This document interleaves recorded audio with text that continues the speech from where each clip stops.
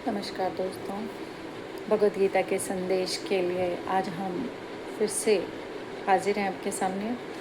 आज का जो संदेश है, बुद्धि युक्तो जहातिह उभय सुकृत दुष्कृते तस्मा उद्योगाय युजस्व योगः कर्मसु कौशलम।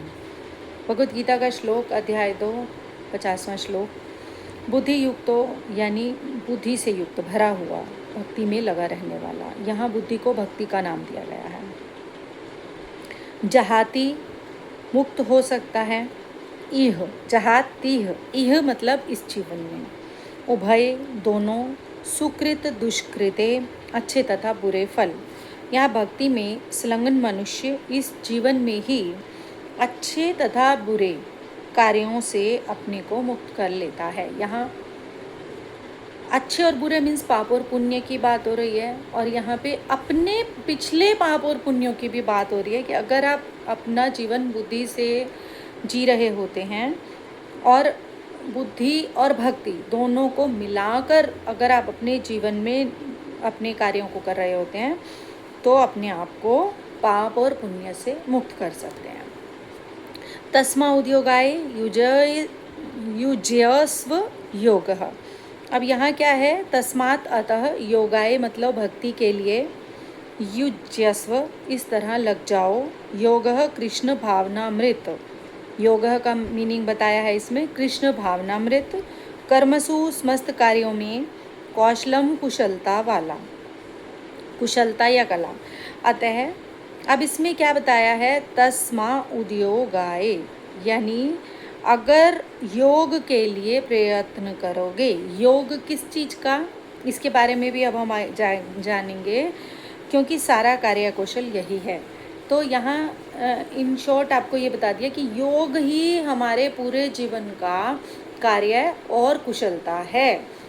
अभी हम चलते हैं पत्री जी के विवरण की ओर। पत्री जी क्या कहना चाहते हैं, मनुष्य नित्य कार्मिक है, बिना कोई कर्म किए एक क्षण भी नहीं रह सकता। हम कुछ न कुछ हर पल कर रहे हैं, अच्छा या बुरा, वो कुछ भी होगा, हो सकता है जो हम कर रहे हैं वो अच्छा हो या बुरा, कोई ना कोई काम तो हमेशा ही हम करते रहते हैं। तत्परिणाम से जन्म परंपरा में फंसकर तड़पते ही रहते हैं। अब यहाँ क्या बताना चाह रहे हैं पत्री जी कि हम अच्छा करें या बुरा करें, जन्म परिणाम यानी हमें वापस पुनर्जन्म में आना ही पड़ेगा। अच्छे के लिए भी आना पड़ेगा, बुरे के लिए भी आना पड़ेगा। जंजीर तो जंजीर है ना, सोने की हो या लोहे की हो। यहाँ पाप और पुण्य, अच्छे और बुरे दोनों को एक जंजीर का नाम दिया है। श्री कृष्ण परमात्मा अब यहाँ क्या समझा रहे हैं पत्री जी के शब्दों में, कर्मों का किस प्रकार आचरण करने से कर्म बंधनों में फंस नहीं जाते हैं। अब यहाँ ये कह रहे हैं पुण्य पापों से विमुक्त हो जाते हैं। इसका उपाय, कौशल और विधान यह है कि समस्थिति में, योग स्थिति में रहकर, समत्वम योग उच्यते, समत्वम ही योग कहलाता है, ऐसा इससे पहले श्लोक में बताया गया है। यहाँ योगः कर्मसु कौशलम, योग को ही कुशलता और कर्मों मतलब यानी अपने अंदर के अलाइनमेंट, योग मतलब सब चीज़ों का जोड़ मतलब हमारी आत्मा, मन, बुद्धि है ना, उन बुद्धि इन सब का अलाइनमेंट, शरीर, मन, आत्मा, बुद्धि का अलाइनमेंट योग है। योग ही कर्मों में कुशलता। अब योग यानी अगर हम अपने शरीर से को सिर्फ मन के साथ अलाइन करके चल रहे हैं तो हम मन से रिलेटेड डिसीजन लेंगे, पर अगर हम अपने जो अलाइनमेंट है वो बुद्धि के साथ भी लेकर चलते हैं तो हम अच्छे बुरे को देखते हैं, पर बुद्धि के साथ फिर हम अगर आत्मा को भी लेकर चलते हैं अपने निर्णयों में तो क्या होता है, वही एक सही अलाइनमेंट है, वही एक सही योग है, उसी से कर्मों में कुशलता है।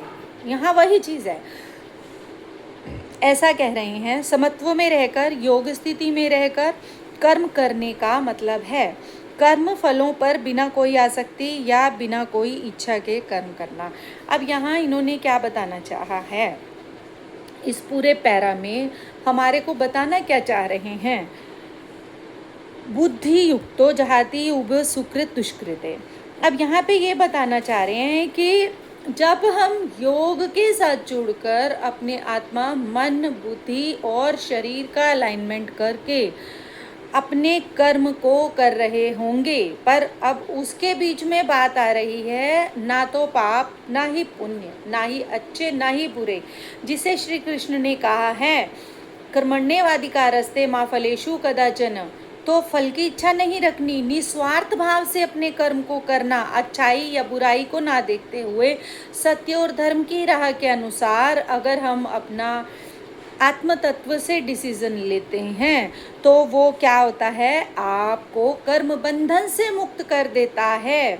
कर्म बंधन से मुक्त होने के लिए हमें क्या करना है, अच्छे और बुरे में ना फल के कर पढ़ के अपने कर्म को निस्वार्थ और निष्काम भाव से करना है, जिससे हम अपने कर्मों में कुशलता को प्राप्त कर सकते हैं।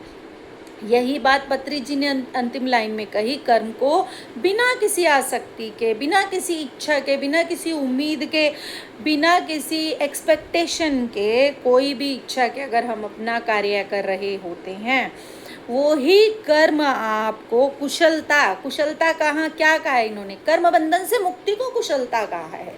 कर्म बंधन से मुक्ति हमें कौन सी कुशलता दिलाएगी, हमारा निस्वार्थ कर्म। निस्वार्थ कर्म कहाँ से आएगा, निस्वार्थ कर्म कहाँ से आएगा, हमारे इसमें इन्होंने भक्ति शब्द का इस्तेमाल किया है, योग शब्द का इस्तेमाल किया है श्री कृष्ण ने। योगाए, योग से, योग किस चीज का, अब हमें यह समझना बहुत जरूरी है। तो अगर हम योग करना सीख जाते हैं, योग से अगर हम आज योग की बात करते हैं तो हमारे सामने सिर्फ एक्सरसाइज की बात हो रही है, हमारे सामने सिर्फ व्यायाम और प्राणायाम की बात हो रही है, पर यहाँ उस योग की बात नहीं कर रहे, वहाँ सीमितता की बात नहीं कर रहे, यहाँ बात कर रहे हैं अपने शरीर को साधना योग है, पर मन को साधना उससे भी बड़ा योग है। भक्ति जो है वो मन को साधती है, उसके बाद बुद्धि को साधना। बुद्धि क्या करती है, बुद्धि का क्या काम है, ब्रेन क्या करता है, सोचता है what is right what is wrong. अब बुद्धि भी हमने व्हाट राइट रॉन्ग के बारे में भी सोचा, पर अब हम आते हैं आत्मा पे कि मेरे लिए, मेरी आत्मा के लिए व्हाट इज राइट, ना कि दुनिया के लिए व्हाट इज राइट। तो कर्म बंधन से मुक्ति हमें वो दिलाएगा जो कार्य हमारी आत्मा के लिए सही होगा। हो सकता है दुनिया की नज़रों में वो गलत हो, तो यहाँ पे उसी की बात की जा रही है। तो थैंक यू सो मच। मुझे पूरी उम्मीद है कि मैं अपने भावों को और श्री कृष्ण के बताए गए शब्दों को कुछ हद तक बता पाई हूँ और छू पाई हूँ। और अगर आपको अच्छा लगे तो प्लीज़ लाइक शेयर और कमेंट ज़रूर करें और इसे सब तक पहुँचाने का कार्य भी करें। Thank you.